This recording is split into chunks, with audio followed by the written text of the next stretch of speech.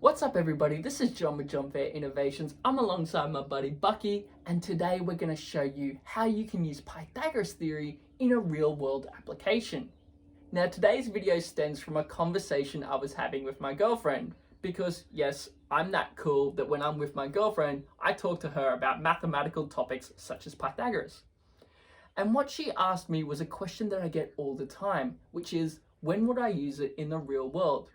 And it's a great question to ask, because if we don't take the time to think about when we use this in the real world, our formulas, our ideas, our theorems, we don't actually truly appreciate how valuable they are until we see its real world applications.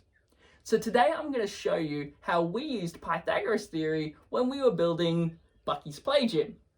Now, before I get into the video, make sure you hit that thumbs up button, leave a comment on maybe another maths topic you'd like me to tackle, and if you really enjoy the video, make sure you hit that subscribe button so you can stay up to date with the video as they come out. Now, as you can see from Bucky's play gym, there's a lot of open spaces and a lot of curved surfaces, which is great for him because it gives him a lot of places to play and exercise. But it's not so great for us when we're trying to take measurements, when we're trying to take lengths and widths. And we actually wanted to take the width of a space that didn't have any surface at all. Because what we wanted to do was we wanted to put a ladder horizontally across the open space in the middle. Now, trying to take this measurement simply with a measuring tape or with a ruler is very difficult because we don't have a surface to put it on. The great thing is though, we can use theories like Pythagoras theory to work out how long our ladder needs to be. So our first condition with Pythagoras theorem is that it needs to be a right angle triangle. Well, as you can see, my girlfriend, when she first made the play set, the play gym, is that she did it in a square. And as we know with squares, squares have 90-degree angles in each corner. So every corner is going to have 90 degrees. So we can start from any corner, and that's going to give us a 90-degree angle for us to use for our right angle triangle, because right angle triangles have a 90-degree angle. Our next step is that we need to turn this into a triangle, and that might seem a bit more confusing. The great part is that our ladder is actually going to organically make a triangle for ourselves. This is going to be our hypotenuse, the line that goes across that meets our two other lines.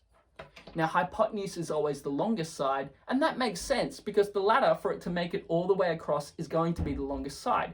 It needs to be longer than the two other sides. So now we've got a triangle and we've got right angle. So this is the first two parts of Pythagoras. So now we just need two lengths, and we can work out the third length with the relationship that right angle triangles have. Well, the two other sides are easy for us to measure because while they do have a curved surface, they are generally flat and they are generally straight. So we can measure this quite simply. And the two measurements we get are 30 centimeters and 36 centimeters. So now we have all the aspects we need for us to use Pythagoras theory, which is a squared plus b squared equals c squared.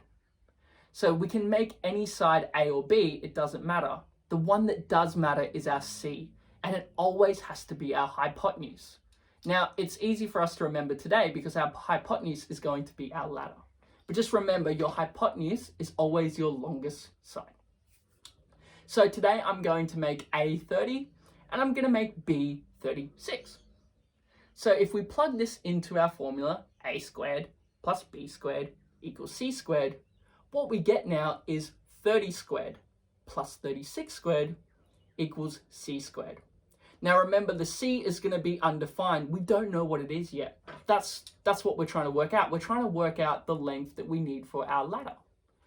So you can either use a calculator, or maybe you know your 30 and your 36 timetables. I personally don't know them off the top of my head, but if you do, you know, that's awesome. So 30 times 30 is 900.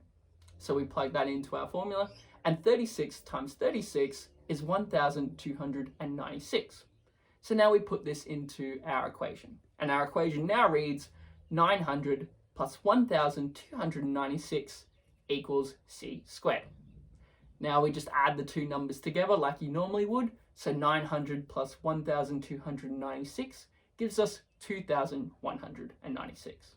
So 2,196 equals c squared. Now we have one more step to go. We need to get rid of that pesky squared. But the great part about algebra is that there's always an opposite operation that we can do. So the opposite operation, for c squared is going to be the square root of 2,196. And the square root of 2,196 is 46.86 centimeters. So that's our answer for C. That's the answer for our ladder, 46.86 centimeters. So we know that either if we're going to purchase a ladder or if we're going to make one on our own, it needs to be at least 46.86 centimeters for it to go across the entire distance. Well, thank you so much for watching today. Hopefully this shows you a real-world application of how you can use Pythagoras Theorem. But always be kind to one another, stay safe, and we'll see you next time.